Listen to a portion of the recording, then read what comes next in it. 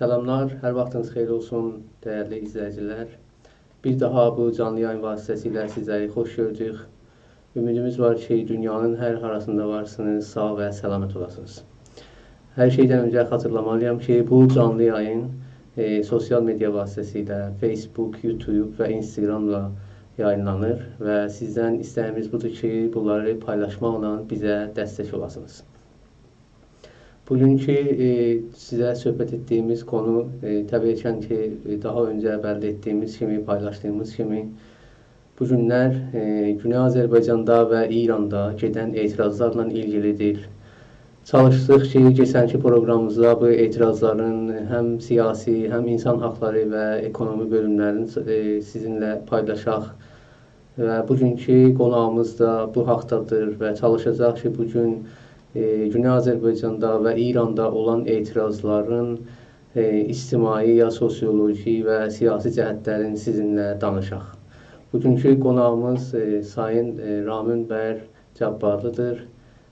Sayın Ramin bəy, sizləri xoş gördük canlı yayınımızda.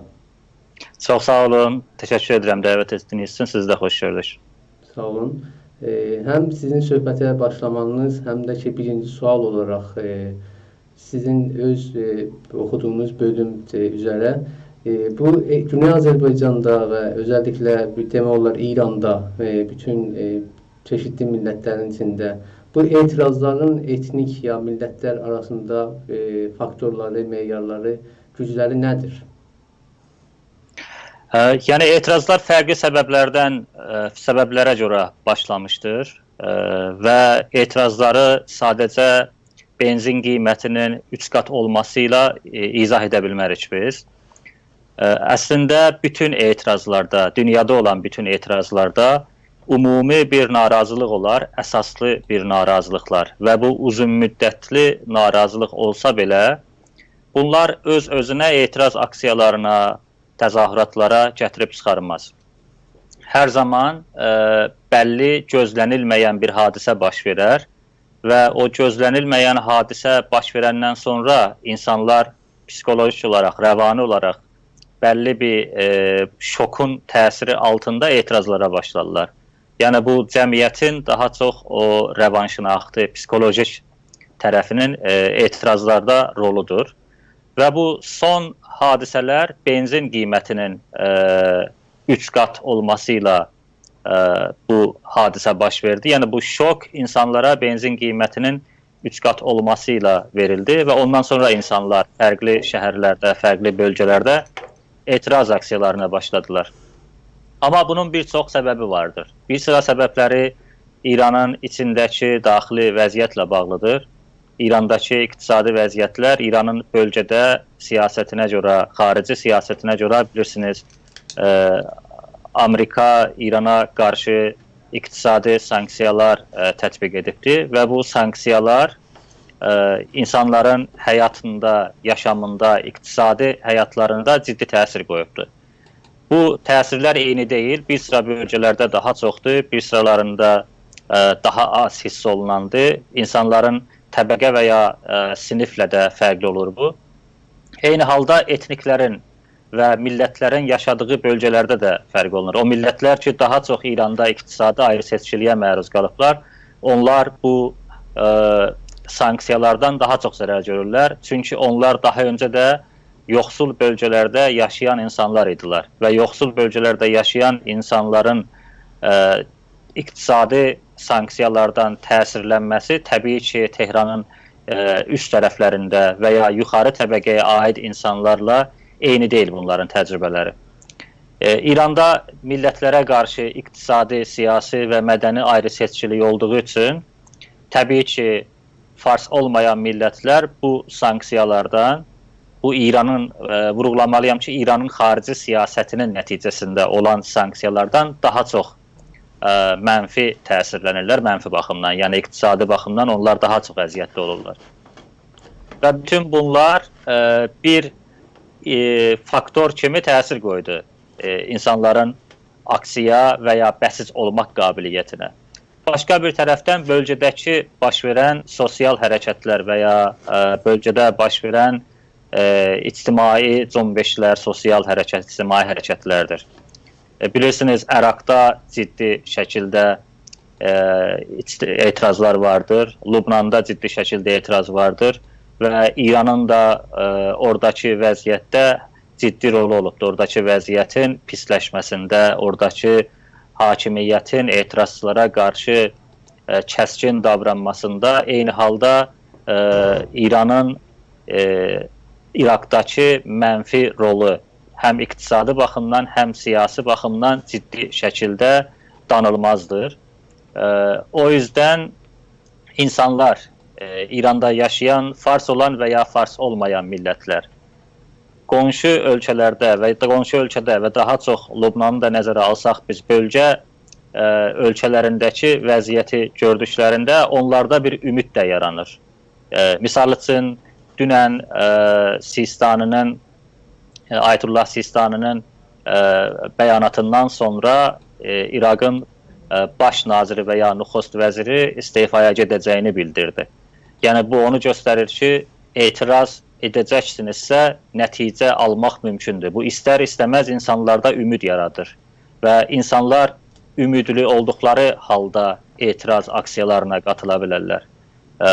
Diqqətə alsaq ki, İrandakı etirazlar Lübnanda və İraqdakı etirazlardan sonra baş verdi. Özəlliklə davamlı etirazlardan sonra onu görə bilərik ki, deməli bunlar həm də bu ümid faktorundan ciddi şəkildə təsir alıblar. Yəni insanlar daha çox ümidli olublar siyasi bir dəyişimin ola biləcəyinə, bunun mümkünlüyünə.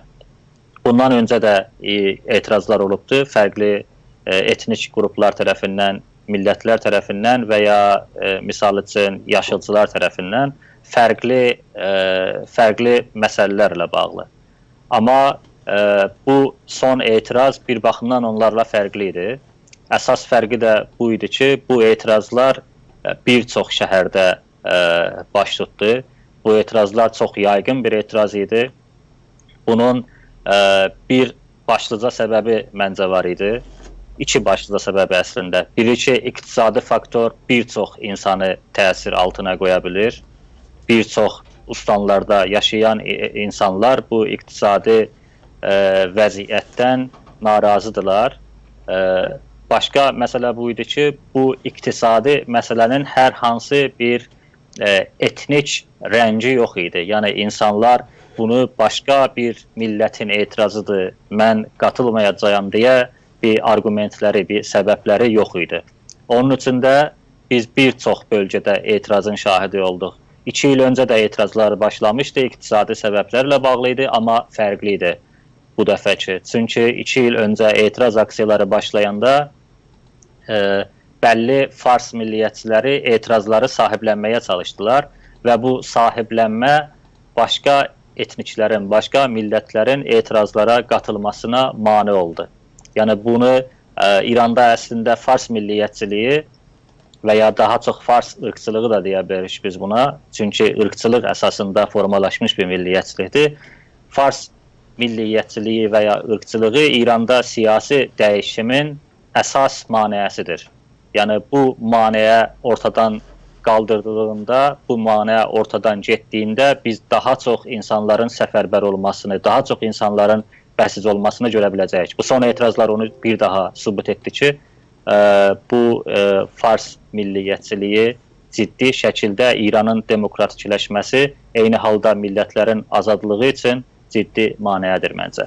Aydındır. Söhbətlərinizin arasında etirazların haradan demək olar ki, yarandığını vurğu yaptınız. Təbii ki, həm Güney Azərbaycanda, həm İranda etirazların haradan doğulduğunu bəlkə içəridə olan millətlər daha aydın bilə bilər. Bizim bir çox izləyicilərimiz Quzey Azərbaycandan və Türkiyədəndir və İran dışında da özellikle Türkiye'de, Kuzey Azerbaycan'da sorular budur ki Amerika'nın bu etirazlarda eli var, Amerika bu etirazlara yarandı. Bu haqda nedir? Yani Amerika bu etirazların, bu demək olar bu protestlərin arxasında var mı? Bilirsiniz, bir sıra bölgelerde, bir sıra grupların bu etirazlardan analizi haklısınız. Onlar Amerika'ya bağlamak istəyirlər bu etirazları. Bir halda ki, insanların ve eyni halda siyasi vəziyyəti, eyni halda Amerika'nın sanksiyaları, iqtisadi sanksiyaları İranın bölgədəki siyasəti ilə bağlı olubdur. Yəni, buna səbəb kimi İranın bölgədəki mənfi siyasi rolu ilə izah oluna bilər bu və Amerikanın siyasi və ya siyasi baxımdan İran hakimiyyətinə qarşı olması və ya tutaq başqa ölkələrində, başqa demokratik ölkələrində İrana qarşı olması, eyni halda Amerikanın siyasi sanksiyaları İranın siyasətinin nəticəsidir. Yəni o iqtisadi sanksiyalar, iqtisadi ambargoların olması İranın etdiyinin nəticəsidir, səbəbi deyil. Yəni bunların ikisini ayırt etmək lazım. Eyni halda da Amerika fobusu ilə bu məsələ analiz edilə bilməz. Çünki biz bir çox faktoru görürük. Yəni Amerika İrana bölgədə mənfi rol oyna deməyibdir. Biz Amerikanın müdafiəçisi kimi çıxış etmək fikrimiz yoxdur burada təbii ki. Amma ciddi, realist bir baxışla görə bilərik ki, İranın roludur bu. İran İslami və İslamı bir əbzar olaraq bölgədə istifadə edir. Özəlliklə şiəçiliyi İraqdakı siyasi həyata, insanların orada demokratik şəkildə öz hakimiyyətlərini qurmasına izin vermir. Lübnanda müdaxilə edir. Azərbaycanda görürük, orada bəlli radikal şiə qrupların ortaya çıxmasında rol olur. Gürcüstanda rol olur. Türkiyənin şiələrində ciddi siyasi rolu var. Yəni bütün bölgədə mənfi bir rol oynamağa davam edir İran. Amerika başqa bir ölkədir təbii ki. İnsanların, İranda yaşayan insanların iqtisadi vəziyyətini düşünmək məcburiyyətində deyil. Biz ondan belə bir əxlaqi gözləntimizin olması da doğru deyil bir siyasi olaraq. Ona görə bunu Amerika ilə bu faktorları, bu etirazları, eyni halda bu etirazların yatırılması, qanlı şəkildə yatırılmasını hər hansı bir Amerika ilə izah edəcək səbəb əldə yoxdur. Bu sadəcə bir xəyalın nəticəsidir məncə. Heç bir şəkildə biz insanların İranda başqa millətlər olsun və ya farslar olsun, bu etiraz edənləri Amerika ilə bağlamağımız doğru deyil. Təəssüflə bir sıra ölkələrdə, bir sıra ilə qonşu ölkələrdə, hətta bizim Azərbaycanlıların İran karikaturunun, İran qəzetində yayılan karikatura etiraz olaraq, oradakı ırqçılığa etiraz olaraq etirazlarını da Amerikaya bağlamağa çalışanlar var idi. Bunlar da heç bir şəkildə doğru deyil. Çünki İran qəzeti bildiyiniz kimi İranın rəsmi orqanıdır, rəsmi orqanının qəzetidir və bunu Amerika kontrol etmir. Yəni Amerika İran qəzetinə türkləri həqarət etdiyə karikatur çəkib vermiş deyildi. Amma eyni halda Amerika fobusundan nəticələnən bir sıra analizlərə görə İrandakı Azərbaycanlıların etirazlarını belə Amerikaya bağlayan insanlar var idi. Bu yanaşmalar məncə çox tərəfli bir yanaşmadır və heç bir şəkildə onunla izah ediləcək deyil. İçəridəki etirazlar İranın daxili və xarici siyasətinin uğursuzluğunun nəticəsidir. İranın daxili və xarici siyasətinin iqtisadi vəziyyəti pisləşdirməsinin nəticəsidir və insanlar narazıdırlar. İnsanlar bu rejimlə belə davam edə bilməyəcəklərini bildirirlər və təəssüflə etirazları qanlı şəkildə durdurulur.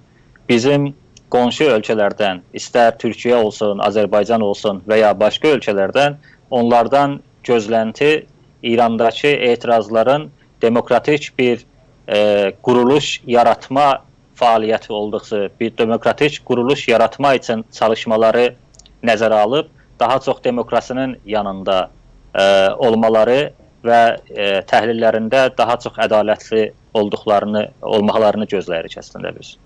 Aydındır.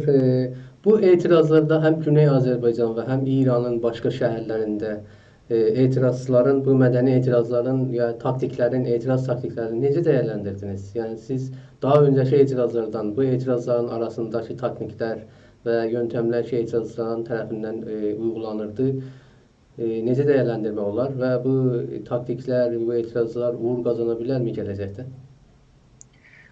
Nəzərə belə gəlir ki, bu dəfəki etirazlar da 2 il öncəki etirazlara bənzəyirdi bir baxımdan. İkisi də ciddi şəkildə orqanizə etməyə, insanları həmahəng etməyə, koordinə etməyə internetdən ciddi şəkildə istifadə etmişdilər. İnternetdən ciddi şəkildə istifadə etməyin müsbət və mənfi nəticələri var. Müsbət tərəfi budur ki, daha rahat insanları həmahəng etmək mümkündür. Daha rahat insanlara xəbər çatdırmaq mümkündür. Amma demokratik olmayan quruluşlarda, demokratik olmayan ölkələrdə, misal üçün İran kimi rejimlərdə ki, tam diktator bir rejim xasiyyətini daşıyır, bu ölkələrdə internetdən koordinə olmaq problem də yaradır. Problemi nə baxımdan yaradır? Bütün etirazlar üçün, uğurlu etiraz üçün koordinə edə bilmək, həmahəng edə bilmək qabiliyyəti əsas şərtdir. Demokratik ölkələrdə insanları həmahəng edən siyasi orqanlar var. Siyasi orqan partilərdir, siyasi orqan şəhərlərdəki mədəni, siyasi quruluşlardılar. Bunlar İranda mümkün deyil. Çünki İran hakimiyyəti hər hansı bir müxalif partiyanın qurulmasına izin vermir. Biz yeni Camoğun qurulmasındakı təcrübəni də görə bilərik. Yəni sadəcə müraciət etdiklərinə görə, partiya yaratmaq üçün müraciət etdiklərinə görə uzun müddətlik həbslər verildi. Və eyni halda başqa misallar da gətirmək olar buna. Yəni İranda siyasi və müxalif partiya yaratmağa dövlətin ciddi və kəskin şəkildə qarşılıq verməsi eyni halda bu günlər üçün ona faydalı olur. Bu günlər üçün ona faydalı olur, çünki siyasi şəbəkələr olmayanda şəhərlərdə, bölgələrdə insanlar həmahəng ola bilmirlər və bu etirazlarda mənfi bir faktor kimi təsirini qoyur. İndi internet məsələsi bu məsələni demokratik ölkələrdə həll edə bilər. Yəni demokratik ölkələrdə bəlli dərəcədə partiyalar olmasa belə və ya partiyalar olsa belə alternativ şəkildə insanlar internet təriqi ilə həmahəng olub etirazlara çıxa bilərlər. Yəni koordinə olub etirazlara çıxa bilərlər. İran bir tərəfdən müxalif qruplara, tutaq fars olmayan millətlər olsun və ya farsların müxalifləri olsun, bunlara hər hansı bir siyasi orqan yaratmağa imkan vermir. Başqa tərəfdən diktator sistemlər interneti tam kontrol edirlər. İnternet tam kontrol olduğu üçün hakimiyyət insanların koordinə edə biləcəyi şəbəkəni kontrol edirlər deməli. Yəni interneti biz bir şəbəkə kimi görsək ki, onlar insanlar bir-birinə əlaqə saxlayırlar. Hakimiyyət sadəcə interneti kəsməklə onların həmahəng olma qabiliyyətini aradan aparır. Biz bu etirazlarda internetin kəsildiyini gördük və internet kəsildikdən sonra etirazların aradan getdiyinin şahidi olduq. Yəni internet kəsildi, bəlli şəhərlərdə qısaca davam etdi, ondan sonra etirazlar yox oldu. Biz 2 il bundan öncə Telegramdan etirazlar ciddi şəkildə koordinə və ya həmahəng olunmuşdu və Telegramın kəsildiyində də eyni halda etirazların yox edildiyini gördük.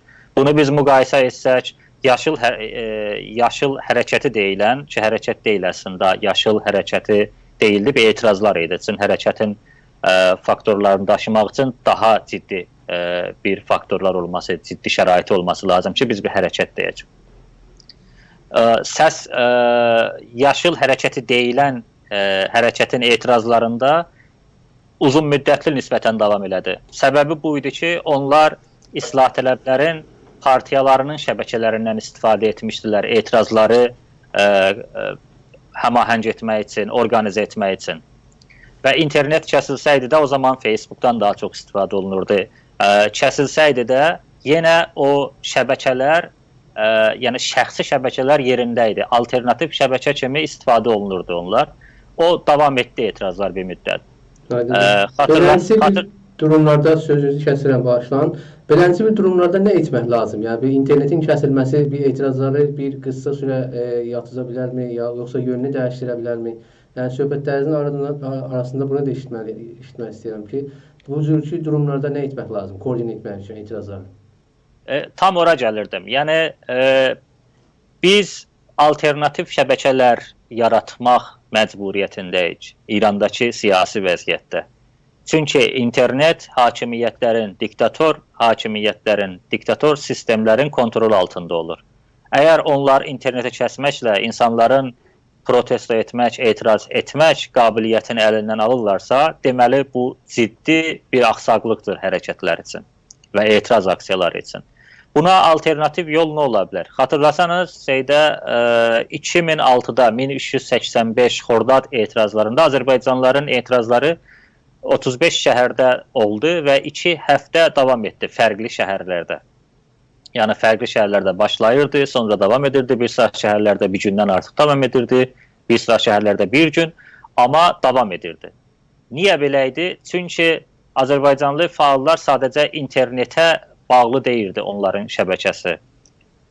Hətta şeir ocaqları, musiqi ocaqlarının olması belə bəlli şəkildə fars olmayanlar üçün, fars olmayan millətlər üçün bir alternativ şəbəkə yaradır. Və bu şəbəkələr önəmlidir. Niyə önəmlidir? Çünki fars olmayan qrupların, fars olmayan millətlərin mədəniyyəti də siyasiləşmiş bir mədəniyyətdir. Bu fars mədəniyyətində belə deyil. Misal üçün, əgər hər hansı bir farsca şeir yazırsa, bir siyasi fəaliyyətlə məşğul olmaya da bilər. Amma əgər hər hansı bir Azərbaycanlı Azərbaycan türkcəsində şeir yazırsa, deməli bunun bu şəxsin siyasi bir seçimi də var. Siyasiləşmiş və yasaqlanmış bir dildə şeir yazır. Və bu ilk başdan bəlli şəkildə, bəlli bir formada narazılıqları da göstərir. Yəni mədəniyyətə qarşı ayrı seçkilikdən narazı olmaq məsələsi.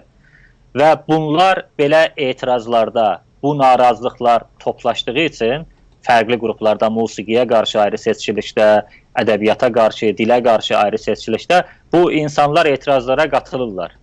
Və bunların daha sadəcə internetə bağlı deyirlər. Bunlar eyni halda o əncümənlərdə, o dərnəklərdə tanış olduqları insanlarla da eyni dərdi paylaşırlar və bunlara etiraz etməyə çalışırlar. Mən alternativ bir yol kimi düşünürəm ki, bacardıqca ciddi şəkildə siyasi olmayan bu mədəni dərnəkləri, birlikləri, əncümənləri yaratmaq lazım. Hətta şeir için toplaşmaq olsun, musiqi için toplaşmaq olsun, insanlar toplaşmalıdır. Bunların arasında ciddi şəkildə əlaqələr olmalıdır ki, bəlli bir anda etirazlar başlayanda bu əlaqələr bir alternativ yol kimi istifadə olunsun. Və bir səbəb də var bunları niyə bu tip şəbəkələri kontrol etmək çətindir. Bu tip şəbəkələri kontrol etmək internetə bağlı deyil. Yəni sadəcə mərkəzdən interneti qət etməklə bunların əlaqələrini kəsmək mümkün deyil. Bu şəxslər şəxs olaraq bir-birinə rabit edədilər və bunların orqanizə etdiyi etirazların qarşısını almaq üçün bu şəxsləri həbs etmək lazım. Yəni sadəcə interneti deyil, eyni halda bütün şəxsləri həbs etmək lazım. Diqqət etsəniz, misal üçün Xordad hadisələrinin il dönümündə bir neçə il milli fəalları həbs edərdilər. Yəni Xordadın il dönümündən bir neçə gün qabaq həbs edərdilər və il dönümü keçdikdən sonra buraxardılar. Bunlar dəqiq o şəbəkəni kontrol etmək üçün etdikləri iş idi, yəni əmniyyəti güclər. Bizim bir alternativ yolumuz məncə budur. Yəni eyni halda ki, internetdən ciddi şəkildə istifadə etmək lazım, amma internetə tam asılı olmadan bu alternativ şəbəkələrin də təqviyyəti üçün ciddi çalışmağımız lazım məncə. Aydındır.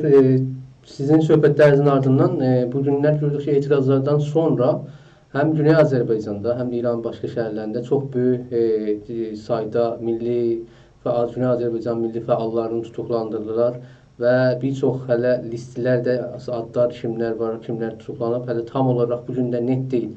Demək olar ki, bu tutuqlamalar da bu sizin dediyiniz bu şəbəkəyi tam çökürtmə anlamında gəlir.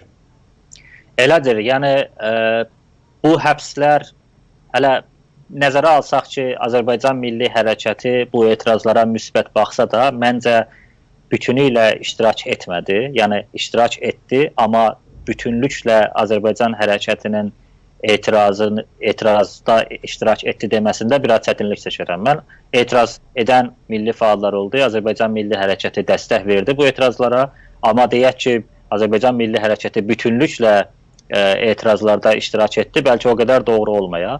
Eyni halda İran hakimiyyəti anlayır ki, Azərbaycan Milli Hərəkətinin ciddi səfərbər etmə qabiliyyəti var Azərbaycan şəhərlərində. O yüzden dediyiniz kimi milli fəalların həbsinə başladı. Və həbsinə başlaması da dəqiqən o alternativ şəbəkədən istifadə olunmadan qorxduğu üçün idi. Deyib, baxsaq, başqa fars olmayan millətlərdə ərəblər bu hadisələrdə çox ciddi şəkildə etiraz etdilər və onlarda da bu alternativ şəbəkələr ciddi yer aldığı üçün hətta internet kəsiləndən də sonra etirazlarda ciddi şəkildə yenə davam etməyə çalışırdılar və ən qanlı şəkildə onları yatırılma da ərəblərdə oldu. Baxsaq, Kürdlərdə də bənzər hadisə baş verdi. Onlarda da bu etirazlar çox ciddi şəkildə davam edirdi. Biz Tehrandakı etirazları nəzərə alsaq və nəzərə alsaq ki, Tehrandakı etirazlar Tehranın daha çox cənub bölgəsində və ya güney bölgəsində olan etirazlar idi və güney bölgələri daha çox Azərbaycanlıların yaşadığı bölgələrdə, yəni Azərbaycanlılar mühacirət edib orada yaşayırlar. Başqa fars olmayan etniklər də var, amma çoxluq təbii ki, Azərbaycanlılardılar o bölgələrdə. Orada da biz ciddi şəkildə etirazları gördük və qanlı yatırımları biz orada da şahidi olduq. İndi orada nə qədər bu şəbəkədən istifadə olunurdu, olunmurdu, bu haqda hər hansı bir məlumat indiki şəkildə olmadığı üçün deyə bilmirik. Amma Tehrandakı təəssüflə İran rejimi tərəfindən öldürülən bir çox insan da Azərbaycanlı olduğunu da bilirik və son günlərdə hadisələrdən sonra onların cənazələrin ailəsinə təhvil veriləndən sonra Azərbaycan şəhərlərinə göndərildiklərini də görürük biz. Yəni bu etirazlar ciddi şəkildə fars olmayanların da etirazı idi. Ciddi şəkildə fars olmayanların, fars olanlar da fars milləti və fars olmayan millətlərin ortaq bir etirazı idi məncə. Aydındır. Söhbətlərin arasından təbiətən ki, orada həm Güney Azərbaycan, həm İranın başqa şəhərlərində ölənlərin ailələrinə başsağlığı diləyirik və Allah ailələrine səbir versin. Söhbətlərimizin arasında Tehranda və Azərbaycandan işarətliyiz. Təbiətən həm sayılara görə, həm İran rəsmilərinin verdiyi rəqəmlərə görə illərdir ki, Azərbaycan bölgələrinə həm iqtisadi cəhətdən, həm ictimai bütün yatırımlar ya ekonomi cəhətlər çox aşağıdır və düşükdür. Təbiətən burada Azərbaycanlıların bir dənə alternativləri var, o da göç etmək. Yəni zaten ona məcbur edirlər. Və bunlar yaxşı bir həyat sürmək üçün, yaxşı bir gələcək sürmək üçün bəzən fars olan bölgələrə gedirlər, bəzən Tehranın hər hansı bir özünə ya ətraf şəhərlərinə yerləşirlər. Ancaq burada gördük ki, ən çox etiraz olan məntəqələr, tam ad aparsaq, Kərəc, İslamşəhr və ya Şəhriyar bölgələrində. Özəlliklə burada həm yerli türklər var ki, oranın neçə yüz illər, min illərdir orada yaşayırlar. Həm də ki, Azərbaycandan sonra oraya göç edən türklər, Azərbaycan türkləri var. Bunların etirazları nədən ibarətdir? Bunlar zaten iqtisadi nədənlərlə oraya göç etmişlər və ən çox yoğun olan etiraz etkiləri də o bölgələrdədir. Bunların sosioloji, ictimai nədənləri nə ola bilər? Yəni bilirsiniz, bunu müqayisə etmək üçün daha öncə də dedim. Yəni fars olmayanlar bu iqtisadi şəraitdən daha çox əziyyət çəkirlər. Eyni halda təbəqə məsələsi var, sinif məsələsi var. Yəni amma bu sinif məsələsi ilə etnik kimlik məsələsi və ya milli kimlik məsələləri ayrı-ayrı bir şeylər deyillər. Yəni bir Azərbaycanlı olduğu üçün daha çox ehtimalı var ki, daha yoxsul bir sinifdən ola, yəni aşağı bir sinifdən, iqtisadi baxımdan aşağı sinifdən olma ehtimalı daha böyükdür, ta bir fars.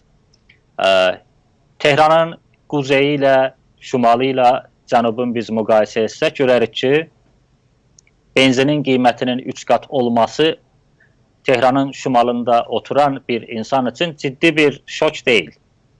Çünki o çox da çətinlik çəkə biləcəyini düşünmür bu şokla. Amma Tehranın güneyində yaşaya biləcək tam yoxsul bir şəraitdə Azərbaycanın şəhərlərindən köçmüş bir Azərbaycanlı üçün benzinin qiymətinin artması onun hətta yeməyinə belə təsir qoyur. Yəni ciddi şəkildə onun yaşaya biləcəyinə təsir qoyur, onun icarəsini verə biləcəyinə təsir qoyur. Yəni bunun şoku tam bir fərqli şokdur bir aşağı sinifdən olan, aşağı iqtisadi sinifdən olan insanlar üçün.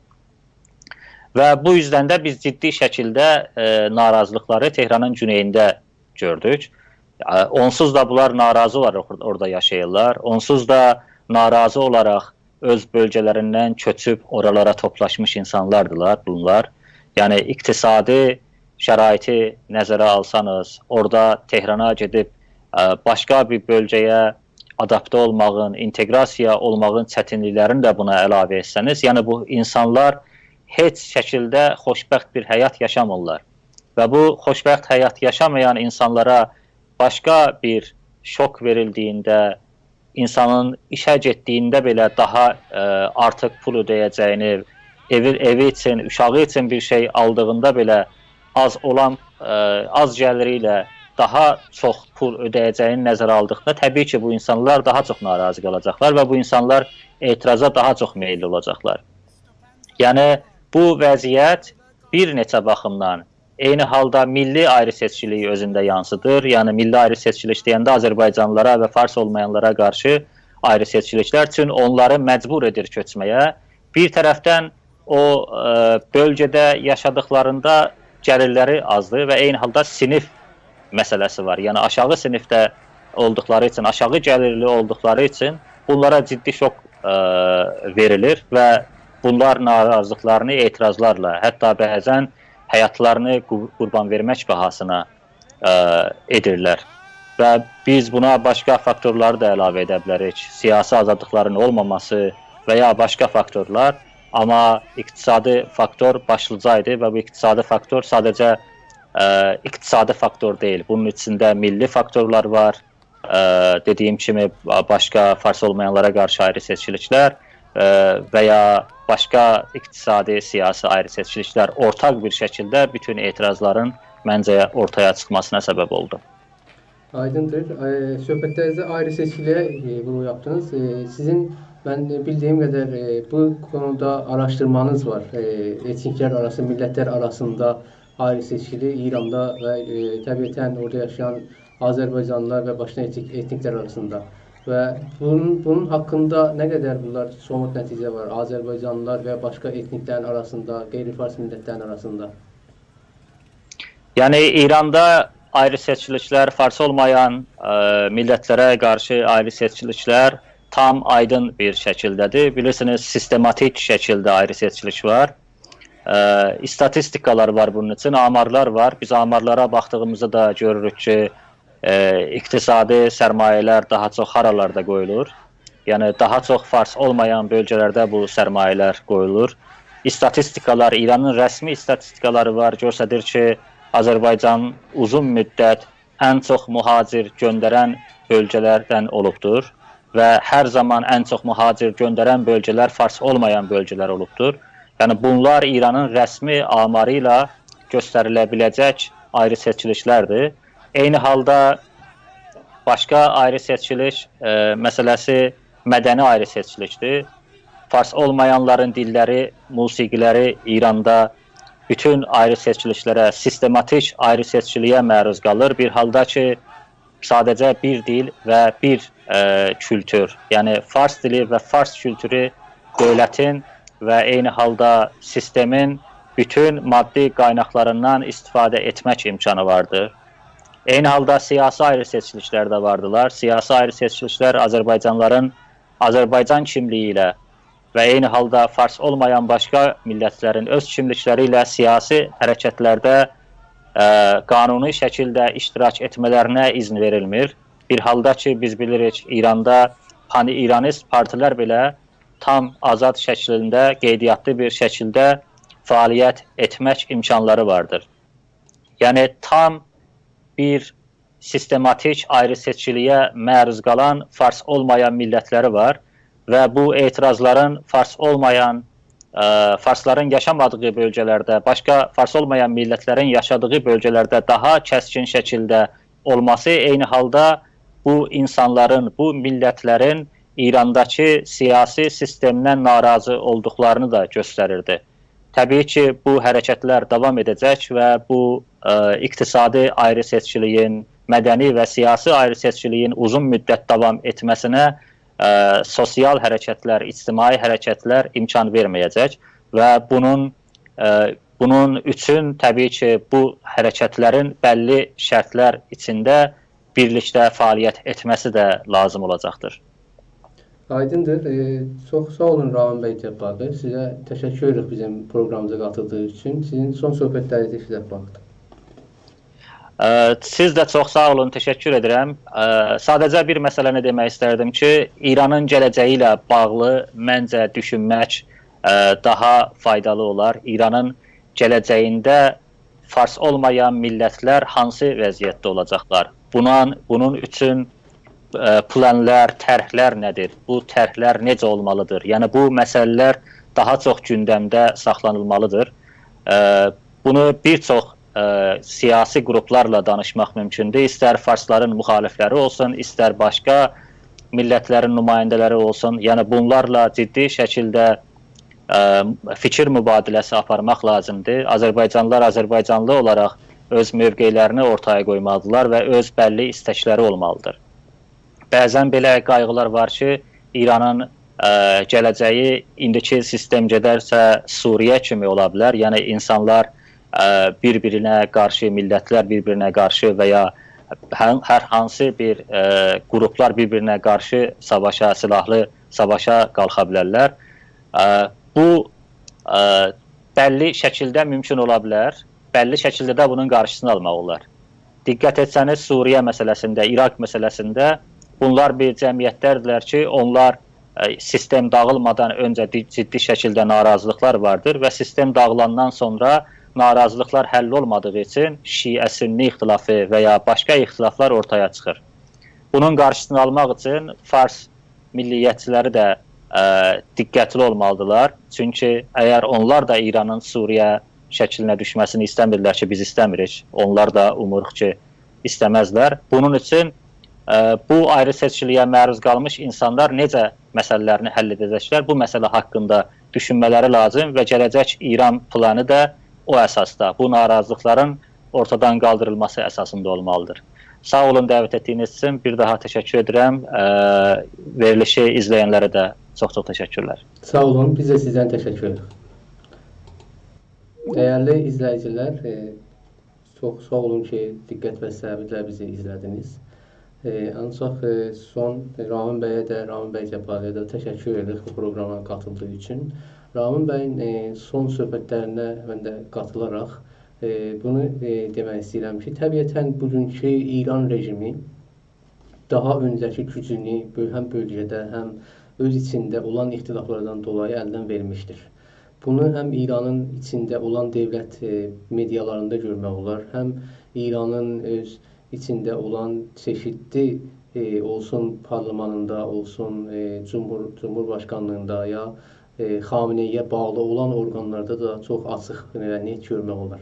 Təbiətən burada bu rejimin gücünün əldən verməsi, burada həm Güney Azərbaycanlıların, həm İranda olan başqa etniklərin gələcəyə düşünməli lazım. Özəlliklə bizim bölgədə olan güclərin, Türkiyə olsun, olsun Quzey Azərbaycan Cumhuriyyəti olsun, Bunların bu bölgədə, bu məntəqədə gələcəklə bağlı planları və projeləri olması gərəkir. Nədən ki, gördüyümüz kimi daha öncədən Suriyədə, Əraqda olsun, o bölgələr kimi gec qalmamalıyıq. Və orada olan etniklər biz görürük ki, bu boşluqdan demək olar ki, sui-istifadə edərək özlərinə super gücləri yanlarına alaraq, özlərinə bir teori düzəltmərək, özlərinə orada məşruiyyət qazanma göstərirlər. Ancaq bunu görürük ki, bugün Güney Azərbaycan Milli Hərəkəti həm ola bilsin ki, həm məntəqədə, həm orada olan dövlətdə, super güc dövlətlərlə maraqları və çıxarları bunu düşünməliyik və bunlara plan və proje çizməliyik. Çox sağ olun bizi izlədiyiniz üçün. Bir daha xatırlamalıyam ki, bu canlı yayın sosial media vasitəsilə yayınlanır. Facebook, YouTube və Instagramda aynı zamanda. Sizlərdən istəyimiz bunları paylaşmaqla bizə dəstək olasınız. Və ayrıca xatırlamaq istəyirəm ki, bugünkü mən özümdən dolayı təbiətən bir xəstəlik vardı. Bunun üçün də bu durumdan bağlı ancaq sizə elan etdiyimiz kimi, sizə söz verdiyimiz kimi hər həftə canlı proqramımız olduğu üçün bunu kəsmədik. Hər halda bu mənim özümdən olan bəlkə hər hansı bir adda da üzürlük sayın. Çox sağ olun və sağ və səlamət qalın.